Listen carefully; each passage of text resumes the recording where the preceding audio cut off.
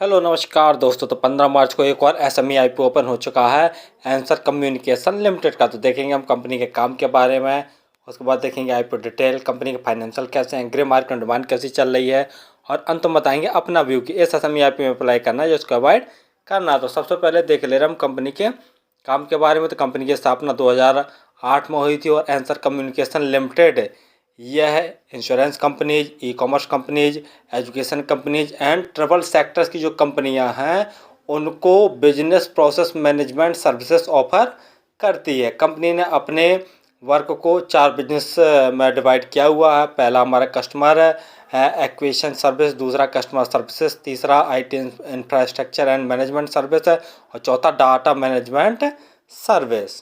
Company business analytics, customer relationship management, interactive voice response system, customer interaction management solution, technology enable infrastructure development and technology solution, reminder collection, subscription collection, process re engineering and transaction monitoring system. तो इस प्रकार की जो services है company provide करवाती है।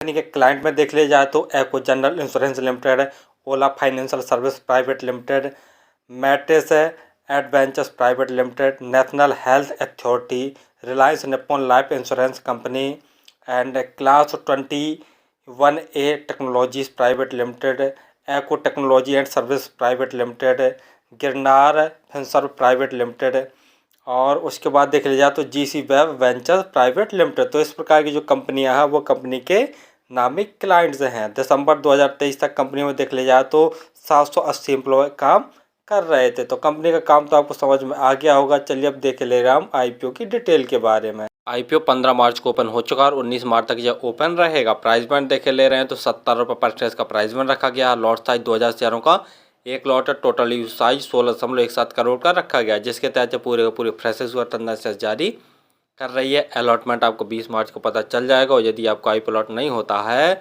तो 21 मार्च तक आपके पैसे रिफंड वापस आपके अकाउंट में आ जाएंगे। लिस्टिंग डेट 22 मार्च रखी गई है। रिजर्वेशन में देखे ले रहे हैं तो मार्केट मेकर्स के लिए 5.11% का रिजर्वेशन, अदर्स 47.45% का रिजर्वेशन, और जो रिटेल भाई हैं इनके लिए भी 47.45% का रिजर्वेशन रखा गया है। अदर्स में हमारे एचएनआई कैटेगरी के लोग भी आ जाएंगे। रिटेल कैटेगरी में यदि आप एक लॉट अप्लाई करते हैं तो आपको 1,40,000 रुपये खर्च करने पड़ेंगे, और रिटेल कैटेगरी में मैक्सिमम आप एक लॉट अप्लाई कर सकते हैं। यदि एचएनआई कैटेगरी में अप्लाई करना चाहते हैं तो कम से कम 2 लॉट अप्लाई करने पड़ेंगे, जिसके लिए आपको 2,80,000 रुपये खर्च करने पड़ेंगे। आईपीओ आने के पहले जो इनकी प्रोमोटर होल्डिंग थी वो 90.13% थी। आईपीओ आने के बाद जो इनकी प्रोमोटर होल्डिंग बचेगी वो 66.25% जैसी बचेगी। ROE 32.76%, ROCE 34.61% है।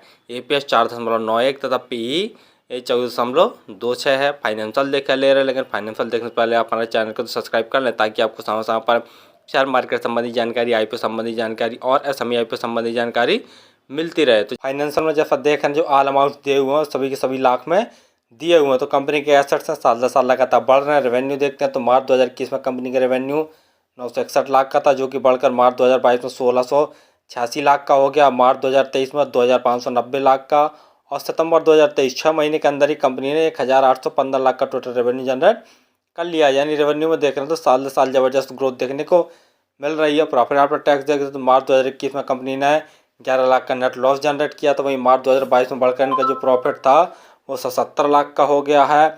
और मार्च 2023 में जो कंपनी का प्रॉफिट था वो 160 लाख का। सितंबर 2023 6 महीने के अंदर ही कंपनी ने 213 लाख का नेट प्रॉफिट जनरेट कर लिया। नेटवर्थ देख रहे हैं तो वो भी साल दर साल बढ़ रही है। कंपनी का रिजर्व मार्च 2021 में 155 लाख का था, जो कि बढ़कर सितंबर 2023 में 652 लाख का हो गया। वहीं बोरिंग देखते हैं तो मार्च 2021 में कंपनी के ऊपर 276 लाख की बोरिंग थी, और सितंबर 2023 में कंपनी के ऊपर बोरिंग बढ़कर 709 लाख की बोरिंग हो गई है। यानी जब भी चाहेगी अपने रिजर्व से टोटल बोरिंग को चुका सकती है, लेकिन थोड़ी सी बोरिंग फिर भी कंपनी के ऊपर रहेगी। जीएमपी ग्रे मार्केट प्रीमियम देखे ले रहे हैं तो अभी तक ग्रे मार्केट में कोई डिमांड निकल के नहीं आई है। फाइनली हमने देखा कि कंपनी का मेनली काम है insurance companies, e commerce companies, education companies and travel sector की जो कंपनीज हैं उनको बिजनेस प्रोसेस मैनेजमेंट जैसी सर्विसेज ऑफर करती है। तो कंपनी का काम तो बहुत सही है, डिमांडिंग वाला तथा फ्यूचर ग्रोथ वाला दूसरा देखे ले रहे हैं। जैसे कंपनी का फाइनेंशियल तो बहुत दमदार है, साल दर साल इनके रेवेन्यू में ज़बरदस्त उछाल देखने को मिल रहा, प्रॉफिट आफ्टर टैक्स में भी ज़बरदस्त उछाल देखने को मिल रहा है। और बोरिंग भी देखते हैं तो बहुत कम ही कंपनी के ऊपर बोरिंग है, लेकिन पी वाइज देखे ले रहे हैं तो काफ़ी महंगी वैल्यूएशन पर ये अपने आईपीओ को लेके आए हैं, जिसके कारण ग्रे मार्केट में भी डिमांड है निकल के नहीं आ रही है।